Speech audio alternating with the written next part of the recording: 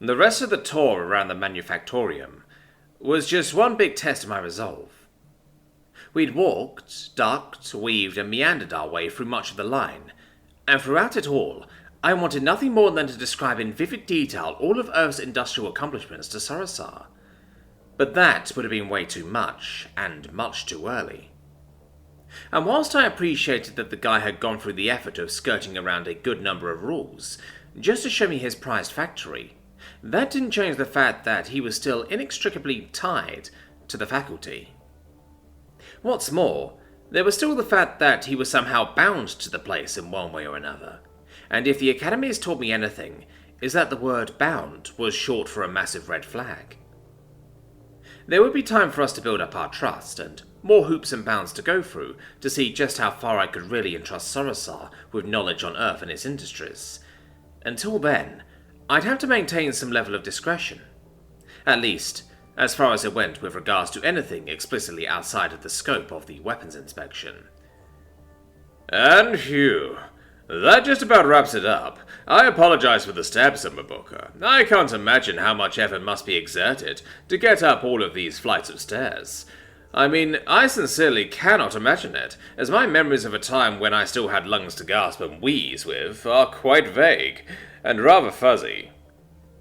Sarasar spoke, without even a hint of exhaustion, yet mimed the clutching of his non-existent chest underneath his chest plate, just for the heck of it. As we crested the top of the spiral staircase, and back into the workshop proper. "It's all right, Sarasar. My cardio game is still on point," I managed out with a few half-breaths. The suit did help a fair bit, but given the fact that we were close to entering the early hours of the morning, the exhaustion really was starting to get to me. I began instinctively leaning into and against the insides of the suit again, using certain nooks and ergonomically placed notches to reposition myself, giving me the sensation of tossing and turning in a particularly tight, rigid sleep sack. To an outside observer, the armor would remain at its default position, standing perfectly still, with both arms held rigidly by its side. Inside, however, I was using this rigidity to my advantage as I began slouching inside of the suit. It was a trick that had started out in the early days of power armor, before making its way into unofficial field manuals, then finally becoming entirely official when the requisitions department caught on and requested that all future models be made with these design features in mind. Features which allowed for in-armor positional reorientation. "Your fitness regimen certainly is something to be admired," the armorer responded candidly. "So, that's what the Evie translated cardio came into. Thanks, Evie," I quickly thought to myself, with a mental chuckle. "I've seen my fair share of staff and students alike struggling to get past 2 flights of stairs, and here you are, standing as still as a statue, even after the whole ordeal," the armorer boomed out, before shifting his helmet's gaze towards the collection of pouches that lined my waist, and the holster that kept the star of tonight's show safe and tucked away. "Seeing that I've taken up so much of the time that you could have used to rest and recuperate, I believe it's only fair that we get this formality out of the way as quickly as possible," the man offered with a friendly tune to his voice. I let out a deep breath of relief as we finally reached the original purpose of my visit here in the first place. This whole thing was supposed to be a quick in-and-out mission after all. Yet it somehow evolved into a hearts and minds operation, before developing into an unintended info-gathering side mission that I was going to have a joy writing up once I got the rest of my tent and the dreaded field computer set up. "You have my back when it comes to the bulk of the observation notes, don't you, Evie?" I spoke inside my helmet, practically pleading now, as the sheer magnitude of the field report that loomed overhead started to truly dawn on me. "I am unable to provide a definitive answer due to the nature of the question's open-ended parameters, Cadet Booker." "And that's why they don't call you a virtual assistant," I mumbled under my breath. My attention quickly turned back to Sarasar as I shifted from my in-armor positional reorientation mode and back into work mode. "Of course," I answered with an affirmative nod. "So, is there a specific way you'd like me to go about this, or a certain set of parameters you'd like to touch on when it comes to the inspection?" I purposefully asked, because whilst Thalmin had given me the brief rundown on what he'd experienced with Sarasar, I knew for a fact things could be very different when it came to my inspection. I just needed to determine just how much and how far I was going to go about discussing the ceremonial weapon. Well, there's not much to it, to be quite frank. All I really need to hear is a general description of the weapon, its name, its maker if you know of them. I know some nobles simply own legendary weapons without so much as giving the people responsible for them a second thought, the man huffed out, before moving on just as quickly, upon realizing he'd inadvertently sprung up another tangent. In any case, I need to know what kind of weapon it is, what it's supposed to do, and... He began trailing off before shrugging. Your weapon is mannerless, correct? That is correct, I nodded once for effect. Then I don't really see much else we can discuss. Normally I'd inquire further to determine just how a weapon functions, along with all of its internal enchantments. However, given the fact that your weapon is of a mannerless variety, everything should be quite straightforward. There really shouldn't be much more than what can be discerned with the naked eye in this particular case. Sorosar spoke with a certain level of impartiality. Not so much talking down at the idea of a mannerless weapon, but not quite excited for it either. Which I could easily tell, given how this came just hot off the heels of the roller coaster ride of excitement that he had when displaying his own lineup of toys. Though to be fair, Emma Booker, even when I do ask for a detailed explanation of the inner mechanisms behind a particularly interesting enchanted weapon, most students just end up unable to answer anyways. Most are here to learn, after all, so I don't really hold it against them. He raised a single hand towards my holster. So please, proceed. I didn't need any more prompting as my hand glided towards the magnetic holster, this time without flinching. I smiled a little bit at that, as it meant that I hadn't yet lost it after a single battle. I pulled out the pistol with little hesitation. In fact, I was filled with an intense thrill of excitement that was once again only tempered by the realization that I had to keep the details vague, but accurate enough to satisfy the armorer. It would be a balancing act that was much trickier to pull off when compared to the conversation earlier in the night with Thacia and Thalmin, as in that situation, all I really had to deal with was the issues that came with fundamental systematic incongruency. It was a whole other ballgame with the armorer, as I had to balance that alongside discretion. We call this particular type of weapon a pistol, I began in earnest, as I held up the sleek, timeless design of one of the last tried and proven chemical-based kinetic weapons, out for the armorer to see. The weapon looked just about right in my hands. Not comically small as most pistols were prone to be in the hands of a power armor user, but not overly large that it would be considered as a weapon exclusive to exoskeleton frame use. With the grip angled at a sleek 18 degrees, positioned nearly square to the side, most likened its general appearance to another timeless classic that practically defined the birth of the semi-automatic pistol. In fact, it was quite fitting that both guns were aesthetically similar, as both had service lives which practically mirrored one another. Namely, both refused to see an official end to their service lives in their own respective eras. The name of this particular pistol is the GSP-225C, originating from a forge known as the Lunar Defense Arms, a name widely known and well regarded within our realm. As for the maker of this weapon, they're both dead, and have been dead for nearly 5 centuries now. Well, makers in this case. I believe it was a joint venture between a certain Dr. Alison Cooper and a Dr. Richard Lee. I continued truthfully for now, at least satisfying Sorosar's clear bias towards respecting the craftsman behind the craft. The armourer's whole helmet had perked up with interest from the moment he'd first laid eyes on the pistol. In addition, he'd been taking small, calculated steps towards me as I started my little spiel, and was now all but mere inches away from my face. His gaze was now fully transfixed on the gun I held in my hands.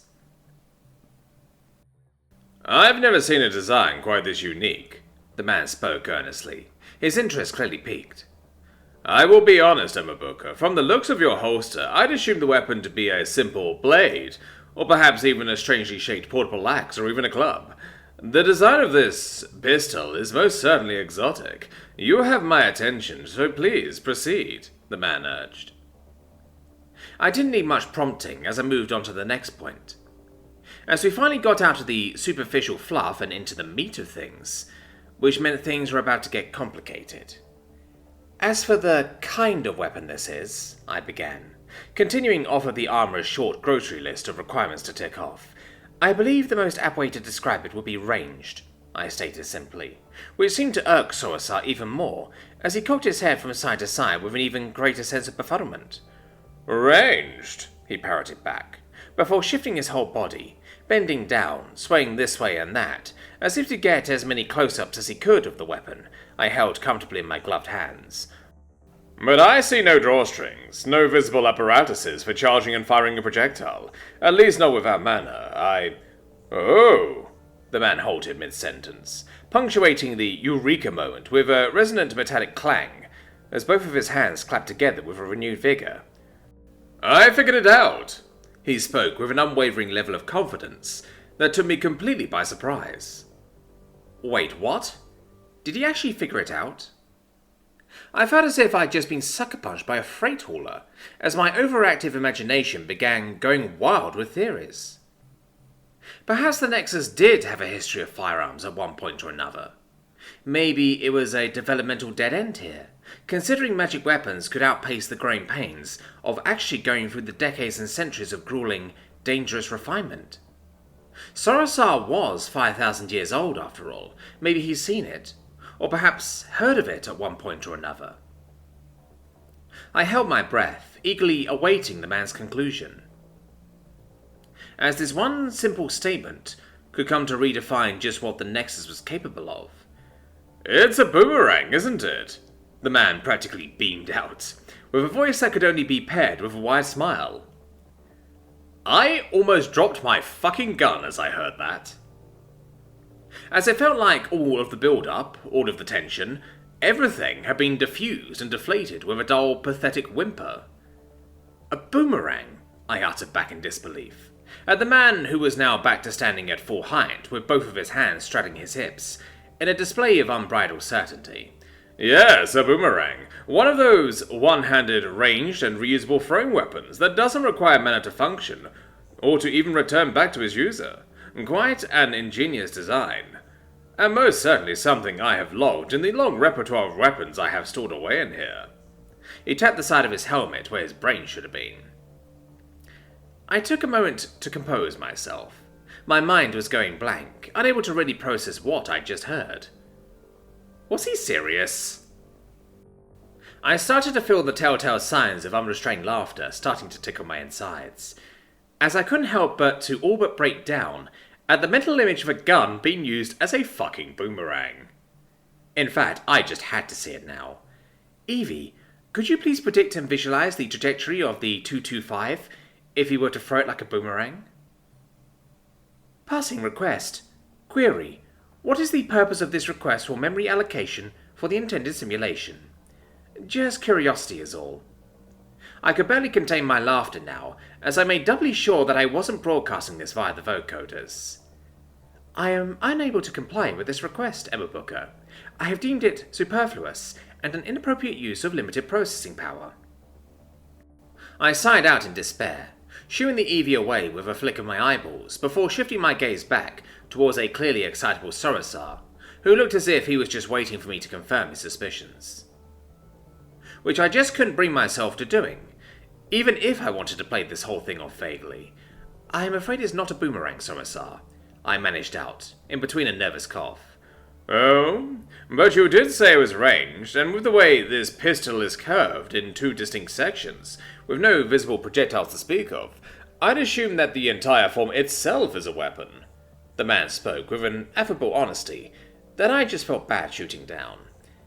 I can see where you're coming from, I started, willing to meet halfway with that line of logic, and I can definitely understand how you came to that conclusion, if you were to look at it purely from an aesthetics point of view. However, I'm afraid that the actual operating mechanisms behind this weapon are all on the inside. This includes the projectiles, the charging and firing mechanisms, and everything else, I managed out carefully, making sure to reuse and repeat his own terminologies, whenever and wherever possible. The armorer's body language shifted at that answer. He didn't immediately address it, which, given the man's track record of speaking as soon as anything came to mind, meant that he was actually giving it some serious thought. Internal mechanisms of a mannerless variety inside of a box that size? He shot back, not so much in disbelief, but with a clear degree of skepticism. Correct, though the specifics of it are rather long-winded. I attempted to carefully skirt past the concept of gunpowder, for the sake of ensuring that little nugget of knowledge wasn't let loose on a whim. And, of course, certain aspects of it elude me, as many of the finer details of legendary weapons are indeed kept close and under guard to the smiths that have forged them. I attempted to keep my tone as level as possible, tensing tight as I could feel the spirits of both Doctors Cooper and Lee practically slapping me upside the back of my head for calling them smiths. Though what I can say, from what I do know, is that the weapon houses a number of projectiles, housed in a section close to the handle, I began, pointing as I spoke, and it shoots these projectiles down and through its barrel, then towards its target. I continue moving my finger across the gun, highlighting the brief journey a bullet took through the gun. The armourer's response was, once again, one of genuine interest and intrigue, as he carefully mimed the motions of beard stroking with one hand, whilst keeping the other firmly by his side. Quite a novelty indeed, the man began cautiously. Emma Booker, would you mind if I casted a detection spell on that weapon? I flinched nervously, the request catching me by complete surprise. What would that entail? I snapped back almost immediately. Nothing that would dishonour the unspoken pact between weaponsmiths, I assure you. Soasar spoke with a level of firmness. I understand the anxiety and concern, but unlike a great deal of disreputable swindlers out in the adjacent townships, I merely wish to cast a spell of detection, and not a spell of deep insight. I cocked my head to the side, readying a question that was answered before it could even be voiced. To clarify, Emma Booker, the former is merely meant to detect the general composition of an object, in relation to its matter field and the environmental manner, whilst the latter is meant to pierce deep into an object, able to discern the individual strands of organic cores and their different intertwining mechanisms, the man explained further, as I took a few seconds to carefully regard this unexpected development. Fine, I stated simply, holding out the gun, as the man moved his hands around it slowly and methodically. This was, expectedly, followed up by a sudden uptick in mana radiation. Alert! Localized surge of mana radiation detected. 200% above background radiation levels. But not to the degree of most of the spells he casted so far. Strange, the man spoke absent-mindedly. Remarkably strange, he continued, his helmet cocking to the side once more, as he seemed to be trying his best to get to whatever conclusion he was working up towards. It's as lackluster as a peasant's kitchen knife. He paused once more before halting whatever it was he was doing with those hands, getting up close and personal, practically coming into contact with the gun with the brim of his helmet. An intrusive thought urged me to push the whole thing into the open and empty visor that was his eyes. Thankfully, I didn't listen to it.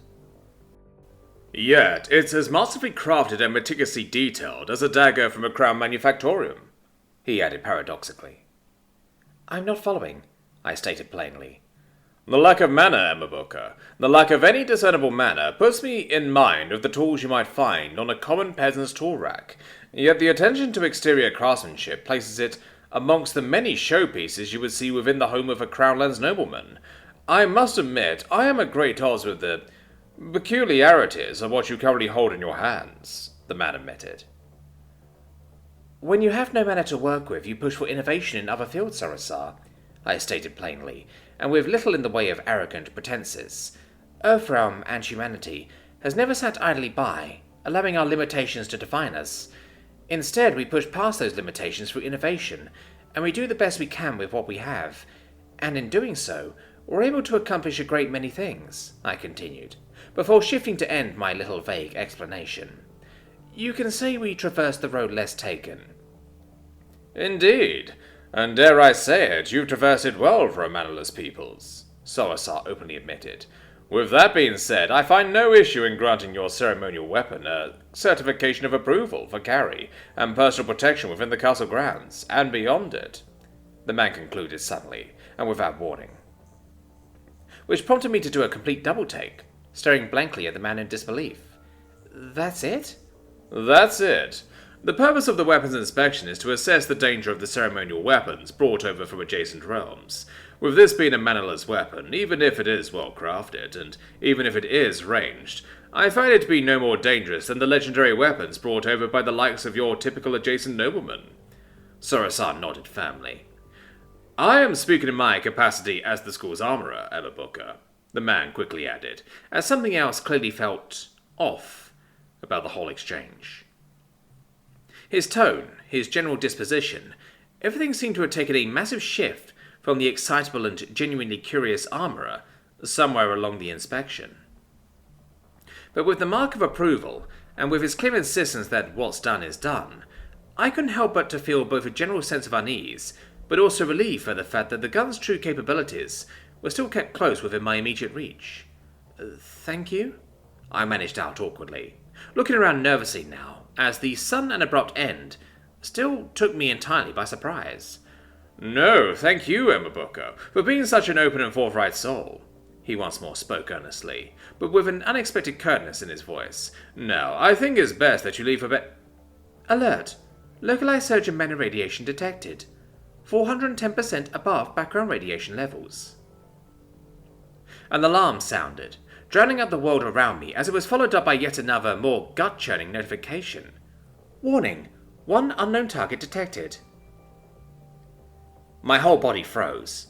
My field of view felt like it had just completely lost track of the armorer in front of me, as both my pupils were now squarely focused on the image being relayed by my rear-facing camera at the top of my HUD. Target reference, 40 feet from current location, highlighting target now. A third warning hit me in the span of barely a quarter of a second, as the outlines of a creature manifested in just about the same time, and another text box soon found itself superimposed on top of that. Target reference confirmed, 92.1% superficial likeness to classification null. The automatic IFF systems reported, completing the perfect storm of alarms that I never thought would return this quickly. The whole world slowed to a crawl, and all I could hear at this point were the dull, echoey thump, thump, thumps of my heartbeat, pulsating inside of my eardrums. I heard nothing else through the peak of adrenaline, with the only thing breaking through that haze being the sharp, shrill, digitally synthesized alarms that were designed to break through this sort of thing. I didn't want to look at the thing. I didn't want to even think about its sickly, grey, pulsating membrane that shifted to and fro with every movement it made. The whole world receded now, as I turned around back towards the armourer, and eyes front and centre towards the literal object of my nightmares. The monster that refused to fucking die. Emma! I heard the armourer's voice shrieking out. Or was it the apprentice's? It felt like déjà vu, a complete repeat of the late afternoon's fight. Stand down! I heard another fragment of a sentence, one that sent me back to the garden, and another voice that told me to do the exact same thing. And how did that turn out? Badly, with only a blood-curdling crunch of bones to show for it. I wasn't going to let it happen again. I raised my gun up to meet the static creature, feeling the suit's actuators nudge my aim as it corrected for the finer targeting details. Target identified, spheroid object, 0.12 inches in diameter, highlighting now. Not here. Its tendrils began seeping into every workbench. Its translucent grey flesh began devouring everything in its sight, coating it in that same sickly skin. Not ever. Single. Burst. Full auto. This time, I couldn't let it get away. Booker, stop! It had to die. Brrrr. All 25 rounds of my fresh magazine left the barrel before I even felt the recoil, and even then the armor had compensated for it, refusing to deviate by even a quarter of an inch. But this wasn't the garden, and I was reminded of that fact by the results of my actions.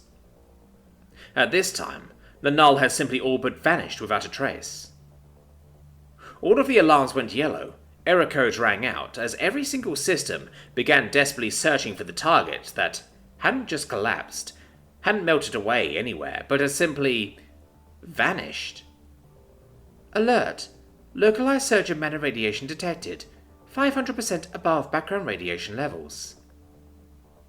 A series of loud clangs soon followed, as every door, window and hole in the room was closed shut, and subsequently chained tight up by a series of metal bars that had appeared out of nowhere. Emma, what? What in the world was... The armourer stood there dumbfounded for a moment. His voice was shaky, as his helmet was once more completely transfixed by the still smoking gun. We'll talk about the specifics of that later, Emma. Whatever you just did must have scared them, but they're still here, so stay close to me. His voice finally broke from my haze, as he walked up towards me and grabbed me tightly by the shoulder. Wait, what? The creature? Is it still here? I shouted, as I kept tapping at my wrist-mounted datapad to restart and resume every scan I had available to me. No, but the foul trickster behind it still is, the armourer responded, as he raised his hand as if to scan the room, using nothing but his palm. Alert! Localized surge of mana radiation detected. 700% above background radiation levels. Trickster? What are you talking about? The beast you saw wasn't an actual monster or a threat. It was a projection. A good one at that, I'll give them that. But a projection all the same. Which means that the perpetrator behind this entire trick is still here. Somewhere. I couldn't believe what I was hearing, as I quickly took the opportunity to reload just in case. The doors are locked, the man began, as he walked forward, making certain that every footfall was as loud and imposing as possible. The windows are shut, he continued, tinting the windows further to emphasize his point. And there's no way to teleport out of here.